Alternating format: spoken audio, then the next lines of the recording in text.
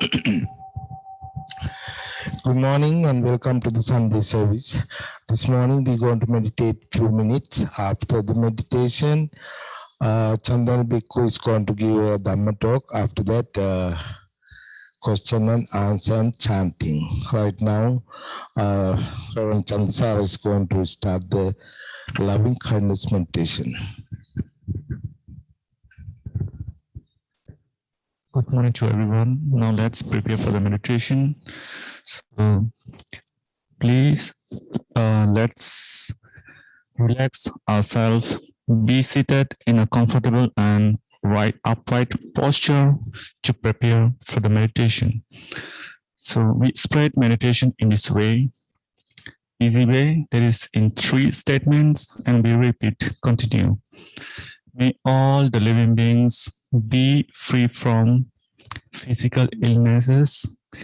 May all the living beings be free from external disturbances.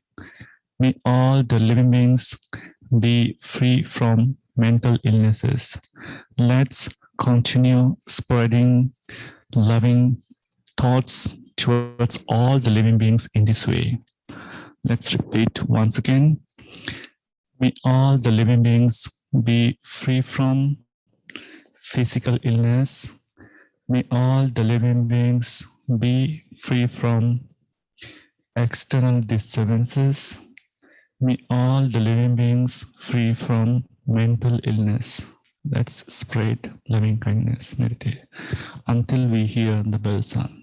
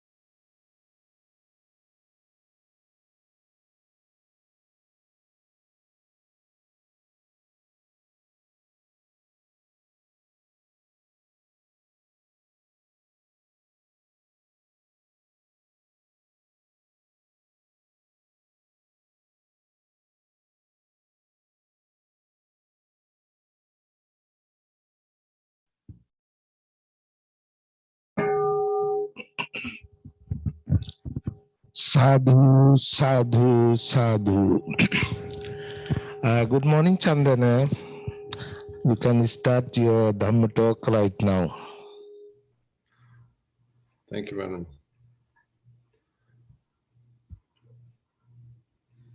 Namo tassa bhagavato arahato samma sambuddhassa. Namo tassa bhagavato arahato samma sambuddhassa. Namo tassa bhagavato arahato samma sambuddhassa. Buddhaṃ saranang gacchāmi, Dhammāṃ saranang gacchāmi, Saṅghāṃ saranang gacchāmi.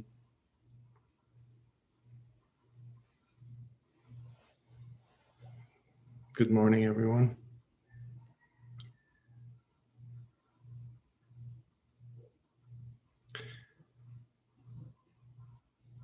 We like to stay as prisoners.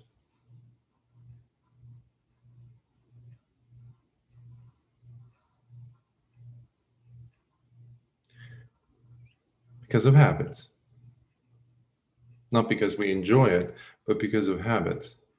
No one wants to stay a prisoner, but we don't like to fight our habitual tendencies.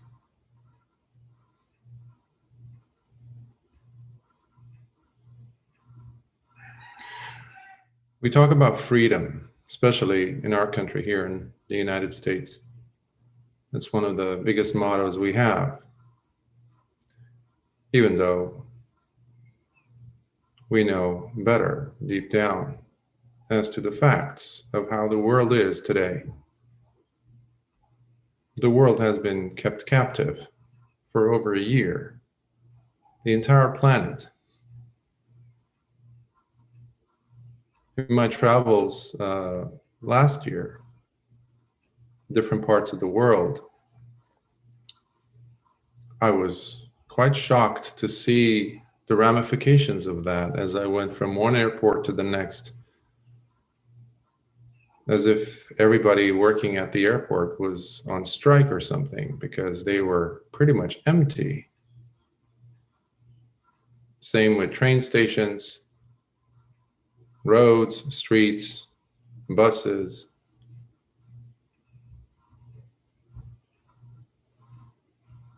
But that is nothing compared to the prison in which we live.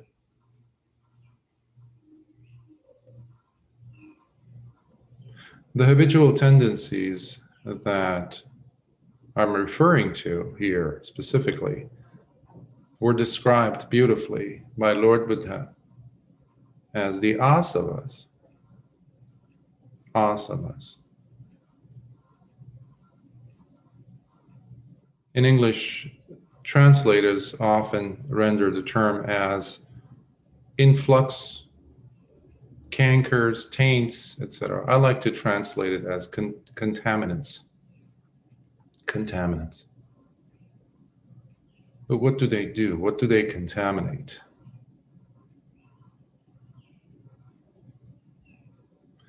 We normally function between two extremes. Between seeking pleasure on one end and then running away from pain. It's a perpetual tug of war that we've been involved in. From life after life. From one encounter to the next. From one experience to the next. From one day to the next. If we sit down and journal, for example, the functions, the tendencies that we live through, our choices, our intentions, within our choices, within the actions, be they in the type of thoughts we entertain or the type of speech we use or the type of physical actions we engage in, we'll start to see a pattern. And the Buddha was a big fan of patterns. He didn't care so much about the superficialities, the things that, in therapy, it's called like something like content. We don't care. A good therapist, in fact, is supposed to not look at the content, the differences, the nuances of different stories, different specks of, things that are embellishing what the pattern really is, however. So a good therapist is one who can just wipe that thing off and then look straight at what is really happening. Similarly, the Buddha gave us the tools to look by pushing away all that is superficial, all that is not as vital. Vital for what? Vital to understanding the two extremes that we are being pulled in one way or the other. Pleasure, seeking pleasure, pleasure, pleasure, pleasure, in that constant running, constant race. And we know what happens at the end. We fail. Every single one of us fails miserably because there's this thing called old age, sickness, and death. No one can escape that. But that drive still keeps us to go latch on to another life, and another, and another, and another, ad infinitum. Meanwhile, seeking pleasure doesn't come on its own, unfortunately. We still have to push away from us anything that is painful. Hence the tug of war. Of course, the world and the mind that is infested with negative habitual patterns, tendencies, the asavas, come in to fill up the void so that we don't see. It's like a very dirty glass window that it has become so smudged, so dirty that we don't see what's outside. In fact, it might be so dirty that you don't even know if it's raining or not outside. If it's shining, the sun is shining or not.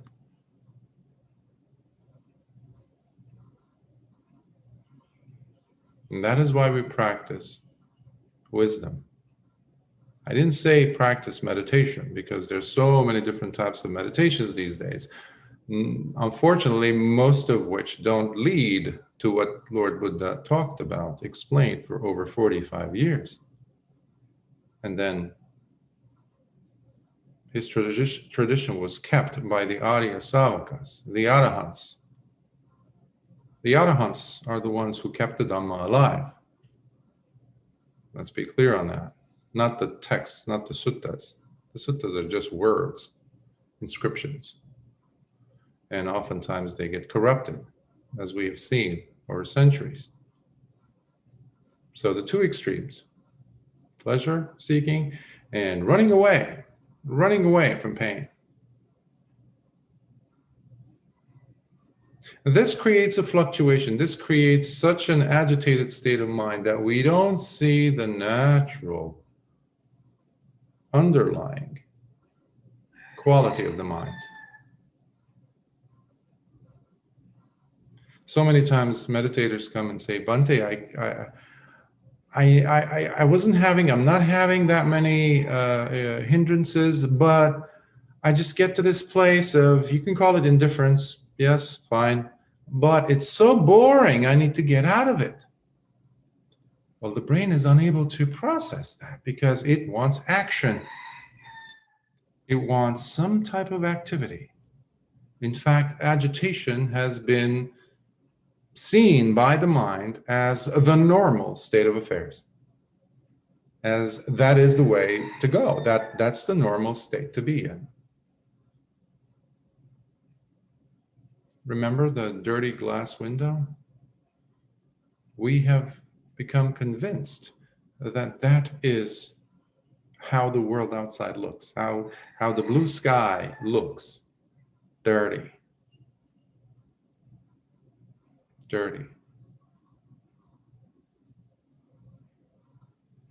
And this is something that is often neglected. And by the way, no one else will come and wipe that window clean other than ourselves. No amount of book reading, getting doctorates and PhDs in Buddhism is going to do it. Unless we are digging in the right place, and that is our own mind. And that's where the asavas are so paramount in their importance, to be identified, that is.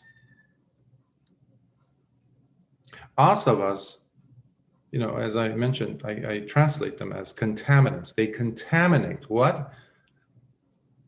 The glass window, the clarity of the mind. But it takes time, it takes effort, it takes patience, it takes trust. It takes trust in the Dhamma, in the teacher, Lord Buddha, in the teaching that he gave us. And in the practice of those teachings, to start to see what are these asavas, these influxes, these taints that they're called, contaminants. Well, they usually come in threefold, even though sometimes there's the fourth one, which is ditthi and ditthasava, sometimes they're called, which is a wrong view, the personality view rather, which brings about a sense of conceit, ditthimana. I know what is right. I know what the Dhamma is. I know. So it's very ego-based. So it's very conceited. You see a lot of that today in the world. You see a lot of that. So primarily, though, they are three, as I mentioned. The first one is kamasava, the seeking after sensual pleasures. That contaminant. The second one is bhavasava. Bhavasava is the desire to, or the contaminant, to always want to experience the other than what is happening now. Sometimes it can also be seen as the desire at the end of one's life, when, that hook that I described earlier, when the person is still not satiated, but having pursued all one's life after sensual pleasures, etc., that latching comes from the bhavasava. Now, conversely, there's also the vibhasava portion of that, the other flip side of that, where the person just wants to get out, reach a state of nihilism, if you want to call it, end it all. End it all. They just have had it. They don't want to have any part in this life, in this. They just don't want to exist anymore. That's another aspect of the contaminants, the asavas. And then the third one is avijjasava, the ignorance, or the absence of wisdom contaminant. These three are basically, you can call them the litmus test of an arahant, whether a person is an arahant or not. And this is how they check themselves. The arahant checks himself to see if they have completely eradicated these three contaminants, these influxes or taints. And that is how they know whether there is the presence of these habitual patterns in the mind. And these are very, very subtle, by the way. And they can only be identified, seen, witnessed, with face to face, as it were, when we have developed the meditation to such a level where the clarity, where there isn't a tug of war, you'll be able to see these in full technicolor, prismacolor, 4D, if you will, once the mind is no longer agitated. And then the meditator sees, I still have to work on this, I still have to work on that, I see. But the mind doesn't get agitated. That's the beauty of it. Now, what makes the mind get agitated? The Buddha talked about another principle, and it happens to be one of the khandhas, or aggregates, and that happens to be sannyas. Sannyas usually are translated as perceptions, yes, but they're far more than that. Sometimes you can call them memories. Sometimes they are termed as notions, concepts, interpretations of what things are. Expectations is another one. Expectations. Basically, where whatever we base our likes and dislikes on, you taste this, something, a flavor. Suddenly, let's say if it's a displeasing flavor, you just push it away. Ugh! You touch something that's a little bit like maybe sandpaper, and you just go, ooh, especially if your nails touch it. Ooh, stop it. Or the opposite. You see a beautiful sight, or you hear a beautiful orchestra, like music playing. Ah, yes. What happened there? What is happening there? That transporting from what the experience was to somewhere else was triggered by the sannyas. And because we go through series of different sense perceptions constantly, sense awarenesses consciously, Buddha called that vijnana. It's not, we think of vijnana or consciousness or sense awareness as a continuous thing that goes from birth to death, whatever, but no, it's not. It's very quick. It's like the frames of a movie strip. Like a 24 frame per second, like animation strip, a film. When it plays in full speed, you'll just see action. But you pause it and you go in and you zoom in and you actually see the separation between the individual frames. That is vijnana, after vijnana, after vijnana. Unfortunately, it's much faster than 24 frames per second. And in fact, forget about being able to seeing those gaps with just intellectual prowess, for example. Meditation allows us to, however. But coming back to the sanya part, specifically, these are the things that add color. These are the things that flesh out the two edges, the two extremes of the tug of war, if you remember. Seeking after pleasure, it adds nuances to it. It adds reasons behind why it is worthwhile for me to go after this pleasure versus pushing this person away. Ugh.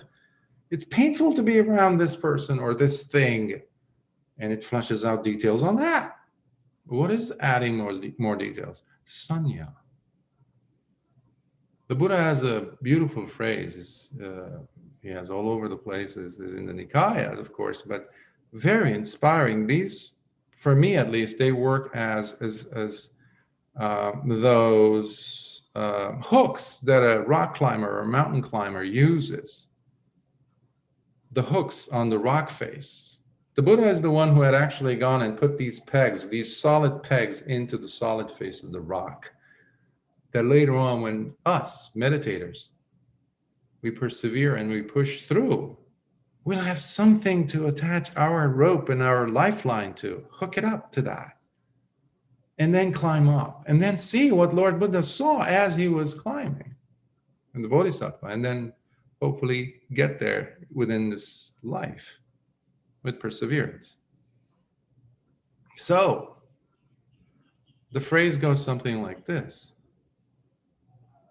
Sanya viratasa nasanti gantha. Panya vimuttasa nasanti moha. For the one who is free from sannyas, there are no longer bonds, shackles. And for the one who has released oneself, liberated oneself through wisdom, that's the panya vimuttasa. For the one who has liberated oneself through wisdom, there are no more delusions. The jig is up. They caught on. They know the magic show. They know what's the Wizard of Oz. Who is it? What's the behind the veil? What's behind the curtains? They've figured it out. They've seen it. They have seen the asavas for what they are.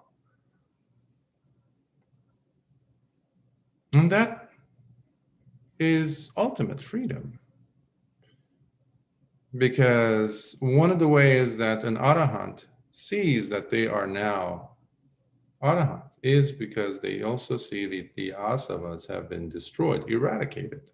They've extinguished fully. There's nothing left of them. I'm reminded of a story of a person who was known at the time of the Buddha. His name was Vangisa. And apparently he had a special knack, a special skill of knowing where a person has been reborn. He was not a monk. He was not part of the Sangha. He was not part of the community of students of Lord Buddha's. So what he used to do, apparently he was very developed psychically. So he would go and he would make his living by offering his help to people who wanted to know where their loved ones ended up after death. And apparently he was quite accurate. They say he was like 100% accurate, in fact. So he was very precise. So what he would do is basically he would get the deceased person's skull and he would knock on it a few times and he would listen. And then he would say to the loved ones or whoever brought the skull to him with the question as to where this person ended up. And they would say, oh, this person is in this realm. This person is reborn back into the human realm in this and this area. You'll find them there. Or this person is reborn in the animal realm and he is now or she is now, let's say, a peacock or something. Or they are reborn in the hell realms, in the hells, in the Avicii realm or something like that. Or in the heavenly realms. So because Lord Buddha's renown, fame had spread all across India, sooner or later this person says, if the Buddha is that powerful, imagine what I could do if I could learn some of his tricks and some of his skills get to be passed on to me. That combined with these skills, I'm going to be like, it's going to be awesome. So sooner or later he gets to where Lord Buddha was staying. And he sees Lord Buddha. And meanwhile, he's also wanting to challenge Lord Buddha. Once he becomes that skillful, he wants to take his place. So there is conceit, ignorance, and guess what? Kama asava. So all the asavas are there in him, lurking about freely, those toxic tendencies, habitual tendencies in his mind. So Lord Buddha obviously would know his intentions, his thoughts, and he says, sure, I'll teach you, but first, he says, he grabs hold of a skull of an arahant that he had at his disposal. And he hands him over. He says, why don't you tell me where the owner of this skull is? Venerable, not venerable at the time, Vangisa picks it up and says, yes, Bhante. He holds it and he taps it and he listens. Silence. That's weird, he thinks. Taps it again, puts it close to his ears. Silence again. Now it's getting embarrassing. Taps it again some more times and then listens. And he says, at least he's honest. He turns to Lord Buddha and says, Bhante, I don't know what the deal is with this skull, but this is unusual. I've never had this happen to me. I can't believe I'm about to say these words, but I don't know where this person is reborn. And the Buddha smiles and he says, yes. You don't know because this person no longer has those contaminants to drag him to another rebirth. And now Vangisa is very intrigued and is genuinely interested.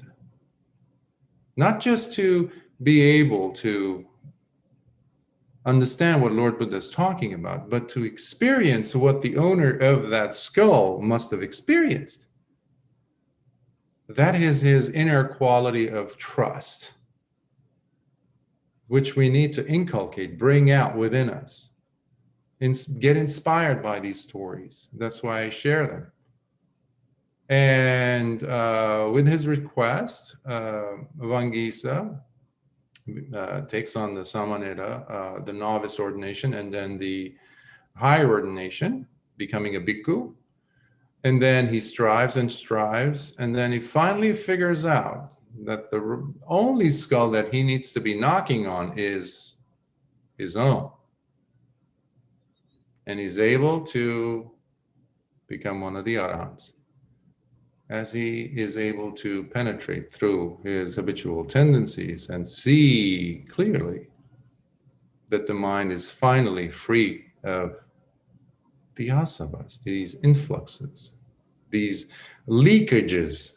They keep leaking our vital energy of life, the attention that needs to be given in the right place, which is the Dhamma, so that we can break free from this tug of war, this constant tug of war, where we are the prisoners.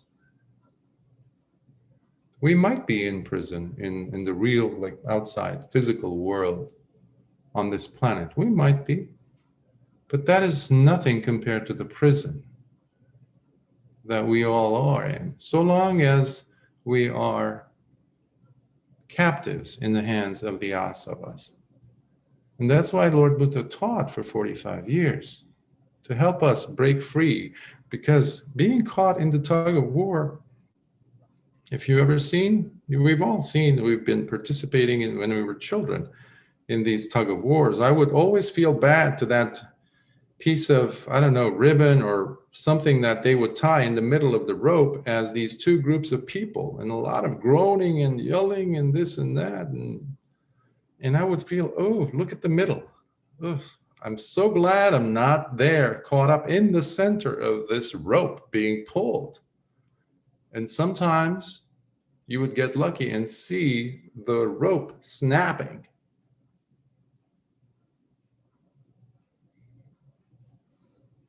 That's dukkha for you, but we're snapping all the time, like, but we never seem to learn, because we're always in that perpetual. The tension is there. The tension is there. So I will pause here and ask for questions, if there are any comments.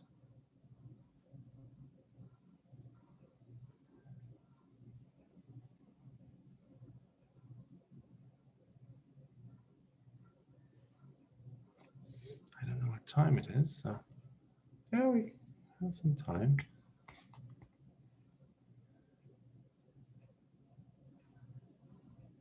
I can continue on. A few more minutes, perhaps. You have to unmute yourself, however, so I can hear you. Does anybody have any question or comment?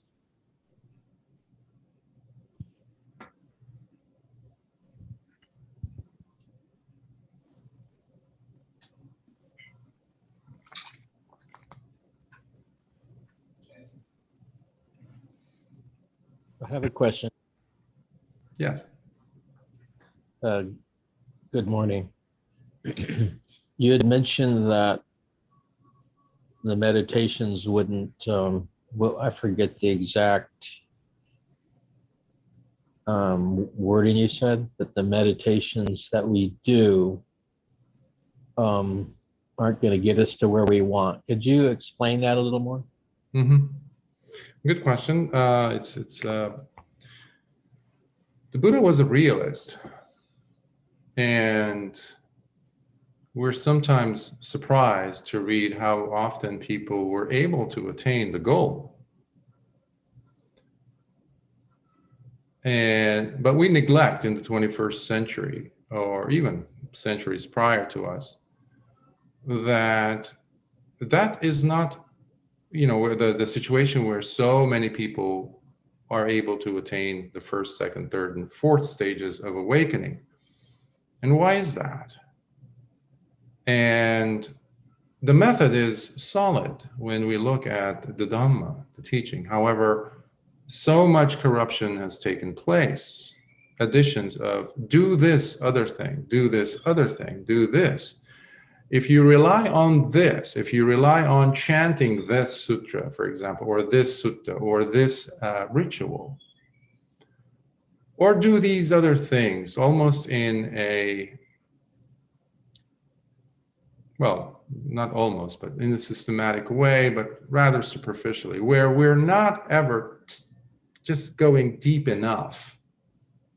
It's very similar to meditation. Basically is supposed to be digging, using the right tools, but digging continuously. It's like that gentleman who was given a plot of land by his very rich friend who owned a land and that had gold mine underneath the house. And this poor friend, compared to the rich, always came in and complained about his situation, being poor. And his friend gets fed up one day and he says, you know what, here's some hoes and shovels. I'm going to give you the key to my house, to my land. I'm going to come back in a month. You have everything that this land possesses, and I guarantee you there's gold underneath. So go ahead, have your fill. But in a month, I'm going to come back and take back the keys. But whatever you get during that month is yours. And the friend gets excited for 1 or 2 days and starts digging. Now, a month later, his friend comes back and he looks around. It's just like in shambles. There's one hole here, 2 holes there, 4 holes there. And he says, what did you do? And he says, well, I kept digging, but there's no gold. You lied. And he says, you're an idiot. There's gold. I told you there's gold. How far deep down did you go? He says, well, the most I've gone was about 5 feet, but I figured at 5 feet I should get something. So we're always looking for cookies. We run away from worldly pleasures, but most of us are looking for otherworldly pleasures. You can even call them jhanas or feeling good, feeling good. That's what we're after. Well, we haven't left this scene of tug of wars. A person who's practicing the method of meditation, of satipatthana, which is impeccable in it being flawless, in taking a person to exactly where the Buddha was and his arahants experienced. However, we don't do that because we're still craving, we're still wanting to go after the pleasure. I have students who want to come in and experience the jhanas. Nothing wrong with that. But the problem is many people want to get the cookies. But those are gifts. Those are like side notes that come in. Any meditation that deserves the title of a meditation in this tradition needs to enhance one's own wisdom, whereabout the person chooses less of unwholesome actions, thoughts, speech, versus wholesome ones. So the balance rises, increases, of wholesome choices being made. And by that same token, there's less and less dukkha, suffering experienced. Many people think that Nibbana is somewhere over there in time to take place, somewhere. If I do these steps, that's where, no. Nibbana happens also in small doses, in tiny aha moments. The Buddha called them insights. That's why we also practice vipassana, which is part of the satipatthana, the mindfulness, establishing of mindfulness and going deeper in oneself. But what we do is we seek and we go after anything that is causing us pleasure. Now, the moment that student realizes that, well, the experiences I had last week, Bhante, how come they're not reoccurring? So obviously this meditation is wrong. Sounds familiar with that guy who was digging? Because of his expectations, which takes us back to Sanya. And this is what I meant by also having a level of trust. But we're not blindly trusting anyone, including the Buddha. It has to make sense to us. It has to offer us something that our lives thus far have been unable to provide us with. And that's where also we need to be honest with ourselves. Because what often happens is, and this again ties in with the meditation, being needed to be correct. That takes us there. When there is a meditative practice that an individual is engaged in, if that meditation practice neglects to grant sufficient amount of importance to sila, to discipline, to moral discipline, that is not going to lead you anywhere other than just keep in a loop of ignorance, which I have seen quite a bit of. People just focus on, oh yes, I'm practicing the 10-day retreat, or I'm going this way, I'm going the 3-4 months retreat, silent retreat. Wonderful. That's good discipline, mental. But what about your morality, your ethics, your virtuous behavior? Is it there? I've sat in awe, in shock rather. I was going to say awe, but in shock, when I've come across individuals who've been practicing for years meditation, and they don't shy away from announcing it to the world, but then suddenly they're dropping the F-bomb left and right. They're drinking wine and things like that. They're getting intoxicated. I'm like, okay, there's something wrong here. But they are meditators in their mind and in the circle. That is what I mean by wrong meditation, because it completely neglects sila, which is the first very important first step. The first training, there's 3 trainings: sila, samadhi, panya. So they want to completely forego the first one, sila, and just jump on into the samadhi, hoping that they're going to get some insights. Well, that's not, life doesn't allow us that. So how come the Dhamma is going to give us that? So we need to be very alert, and it's our responsibility to see, okay, this is what it claims to be, and let me practice. And if I'm not seeing the results, it is stupidity for me to continue doing it and expecting a different result. So how does that sound? Yeah, I think that does sound good. And the time, like whether it's 20 minutes, 30 minutes, twice a day, once a day, that would be up to each individual and whether they see the change in their life, I suppose. It's different per person, I assume. Oh, well, there is, yes. I mean, when a person comes in and says, Bhante, I'm not able to sit more than a minute, and they come back and the next day they say, Bhante, I pushed and pushed and pushed and I got it to 5 minutes.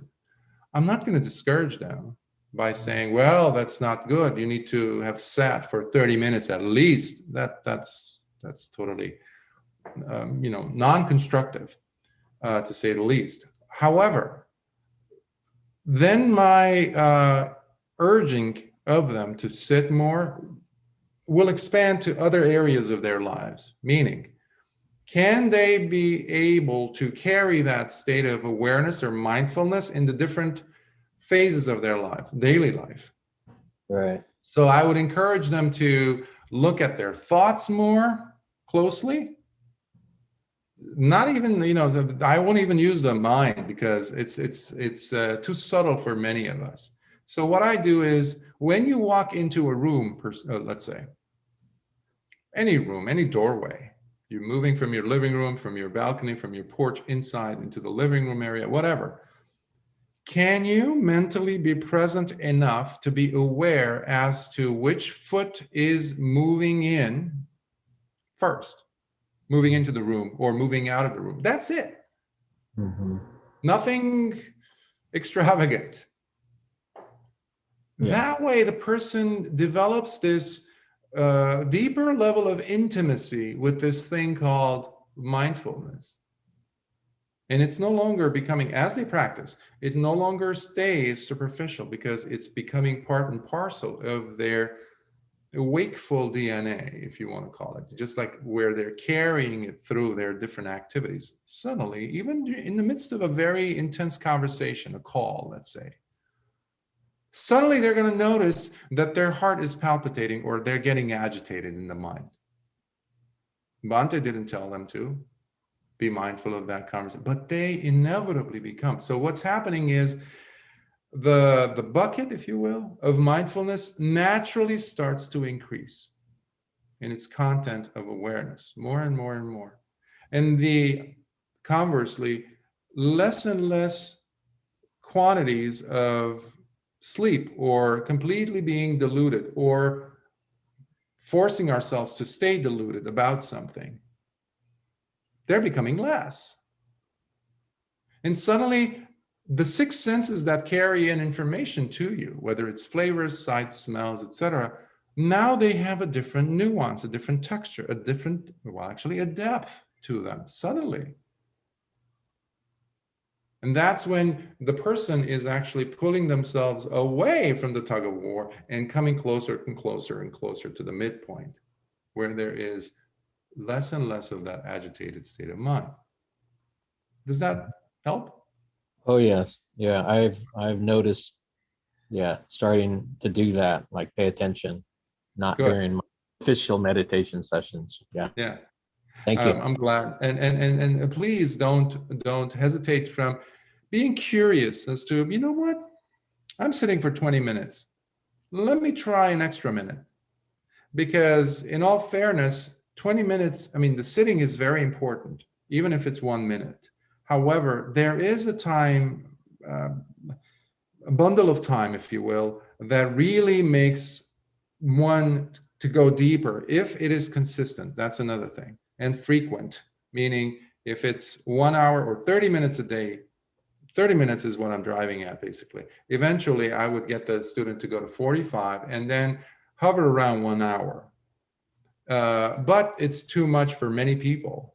So that's why I say, well, let's start with something much less, but be curious enough to go, I wonder how it feels if I can extend it by 1 minute, by 2, by 3.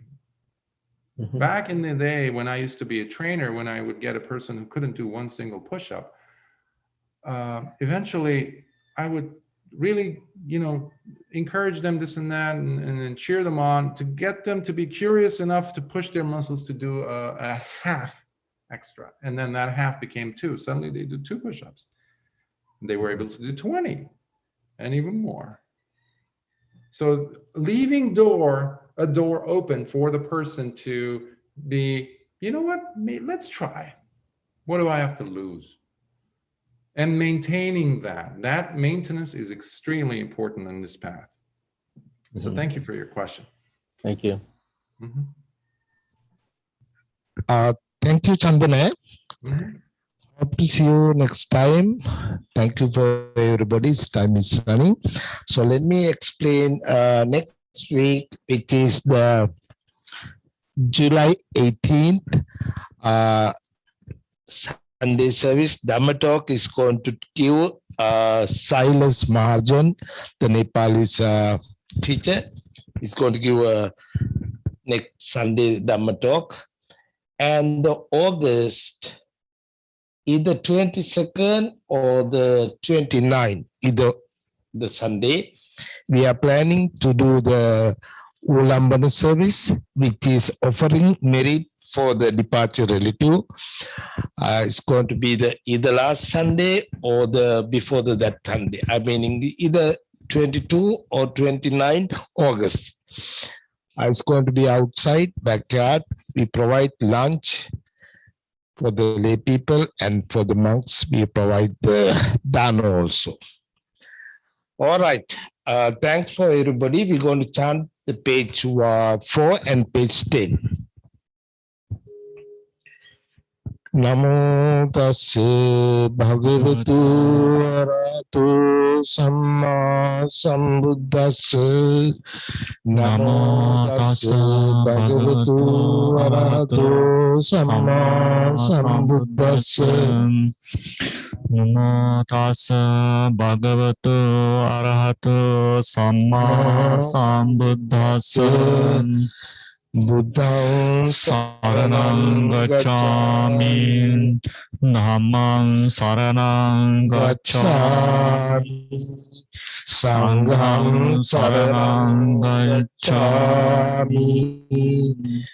Sentient beings are numberless. I vow to save them all. During passions are inexhaustible. I vow to end them all. Dharma gates are limitless. I vow to study them all. Buddha's way is supreme. I vow to attain it. May suffering ones be suffering free, and the fear shall fearless be.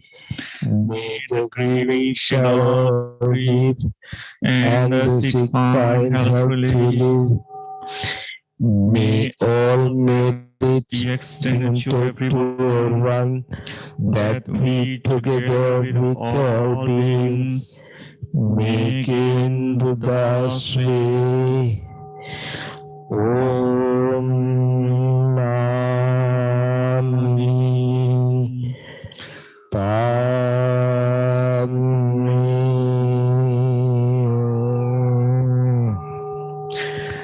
Thank you again for everybody. Thank you, Chandana. Thank you all the monks and Asana, everybody, all the members. Thank you again. By the power of the Buddha, Dhamma, and Sangha, you all be well and happy. Thank you. Sadhu, sadhu, sadhu.